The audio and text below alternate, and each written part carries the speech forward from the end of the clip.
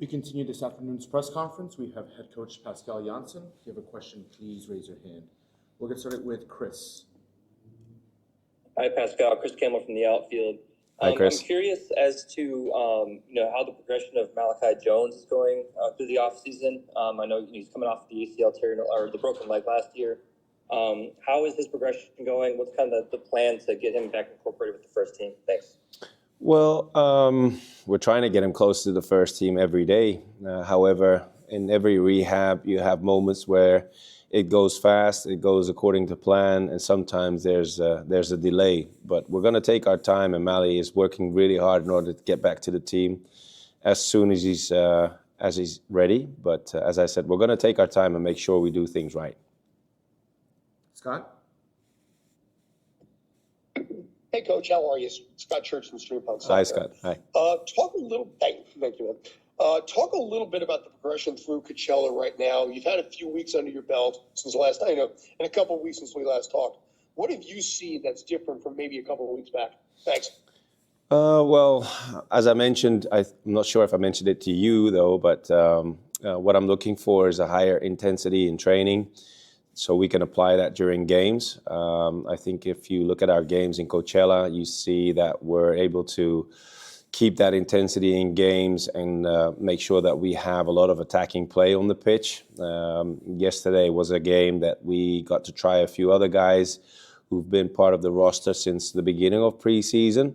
But as we are progressing towards the 22nd of February, I hope we can maintain the intensity in training and in games in order to be more successful. Eduardo? Yes. Hey, Coach, thank you for your time. Eduardo with 365 Football Mania. Going back to the San Diego FC game, we saw Justin Hack not letting San Diego FC striker Irving Lozano do much. Staying close and strong physically. Mm-hmm. What was the game plan defensively in terms of trying to control their star striker? Thank you. Well, we expected Chucky to play. It was either the left side or the right side. For us, it doesn't change that much. We just have to make sure that we maintain and are in control of his strength. And I know Chucky from the Eredivisie in Holland, and I know he has a lot of pace and good movement behind the defense, so that's something that we were prepared for.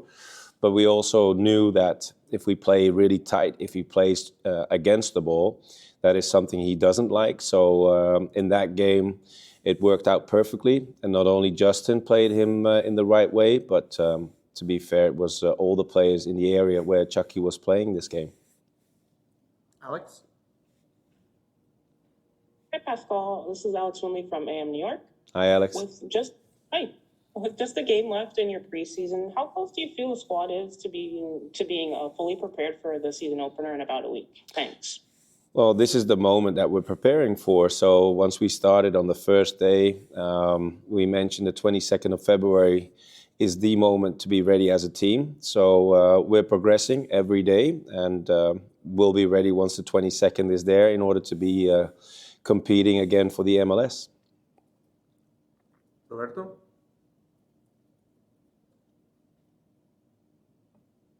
No response. Hi, unmuting is fun on a phone. Okay. Hi, Pascal. Roberto Abramowitz. I do the Spanish radio for your team. Good to finally meet you. Nice to meet you too. When we're going to see the team play against Inter Miami in about 9 days now. What are going to be the differences that we're going to see between the team that we saw last year and your version of the team? Because it's mostly the same players, but I'm sure there's going to be some tweaks in style. So what are we going to see that's going to be different? Well, it's a game itself, so it's hard to compare. But I've mentioned this a few times that the intensity has to go up, and that's what we've been working on in the past few weeks. Of course, in offense, we have some other details that we're looking for. Deep runs is a big part of our approach at this moment, and defensively, we have to be more stable in order to be competing at a different level. Consistency is more required. So, but we are looking for going into attacks with more determination, if you will, and making sure that we will be more in control defensively. Michael? Hey, Pascal, it's Mike Ander from Blue City Radio. Thanks again for the time. Hi, Mike.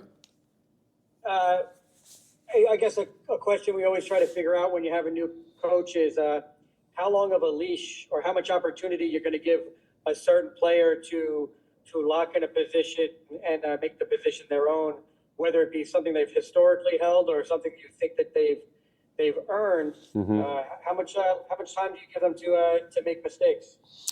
That's a good question, but that's very individual based on performances in training, of course, but also in learning capacity. So an individual will always be helped in my approach, but I need to see progression on a daily basis, and that will determine how long I will stick with the same idea or not.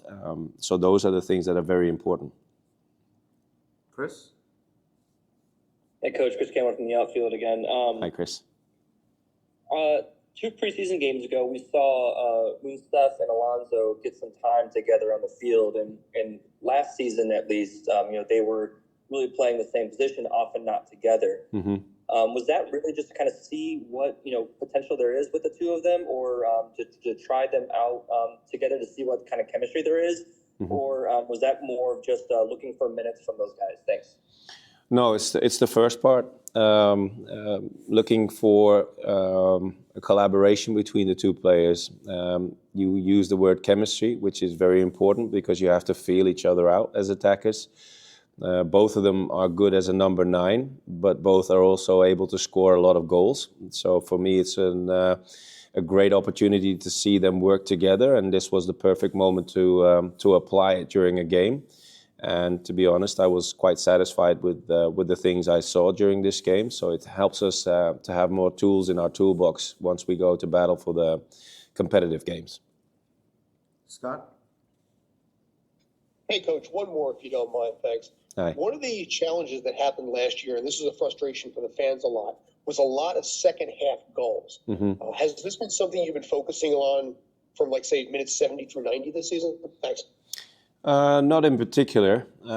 If you take the full season, it was very inconsistent in several parts of the season, which also shows, like you described, from the 70-minute onwards in a game that they were also by times inconsistent. I think it has a lot to do with the physical aspect, how well you're trained in order to have consistency over 95 minutes, as I always tell my boys, because a game is not played within 70 minutes, or you should be able to take the game in your own hand and make sure you control the game from the start, and that you will not get into trouble after the 70th minute. So I think it's a combination of those factors, and we've been trying to work on this from day one in order to be more consistent. So hopefully this will work out during the league games. Oliver? Hi, thank you. This is Oliver Strand with Hudson River Blue. I watched both of the games. I'm sure that many of the other members of the press here Mm-hmm. have as well. Mm-hmm. Is there anything that you would draw our attention to that maybe we didn't notice because of the nature of the camera angle, because of what we could see on TV? So we were looking at the results and at the run of play, but what did you see? What would you point out to us to take note of? It depends what you're looking for. I look at the whole game as one, looking for certain things that we've been working on in training. So you have to be more specific what it is you're looking for. Can you give us an example of something you've been working on in training that you saw play out on the field? Well, if you see the first goal that we concede is after having 2 big chances in possession. So we've been working on controlling possession more on the opponent's half so we can get a better shape whenever we lose possession.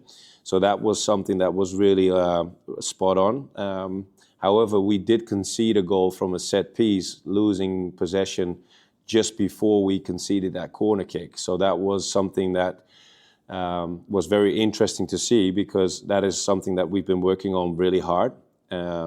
We did concede from that set piece, and I was very curious to see if my team was able to stick to the plan as we had talked through and trained on. So that happened. We recovered and stayed in control, and were eventually more effective in our attacking play, and better balanced in the moments that we lost possession. We'll wrap up with Christian. Excuse me. Hello, Coach. Hi. You talked about the importance of chemistry there. Mm-hmm. A lot of this squad has carried over from last season. I'm curious, how important is that continuity for you when you're trying to introduce new ideas, knowing that the squad already really know each other? Yeah, that's a big benefit for me coming in as a new coach, because the players, obviously, they know each other on and off the pitch, which helps the chemistry on the pitch. My mission is to mold a team that is compatible for every game in the MLS, be more consistent throughout the MLS competition. So that's a big challenge, but the chemistry being there, that helps. Having young players on the roster who have grown during the past season and will be more mature this season helps a lot. And I must say the learning capacity and the openness and the willingness to exchange new ideas has been fantastic so far. So that is something that we're looking forward to once we start to be competitive again next week. And if I can just follow up, Matt Freese spoke very glowingly about you just now in terms of the person you are and the person he's come to know in the short time you've worked together. I'm curious, from your perspective, how have you found him? Because obviously he's been with the US for the first part of pre-season. Mm-hmm. Yeah, interesting, because of course there's a lot of opinions about Matt and his progression and his development. Matt has grown a lot in his personality, but also as a player, as a goalkeeper on field. You see he brings a certain appearance with him. He brings the level to the game, which allowed him to be invited for the national team as well. So you see he's making progress all over. So we've had a few interesting conversations throughout the last weeks, and I'm very happy that he's part of my squad, because he helps me a lot in the dressing room, and being the leader that he is able to be helps the team as well. So we're very happy that he's part of our roster. Great. Thank you, everybody.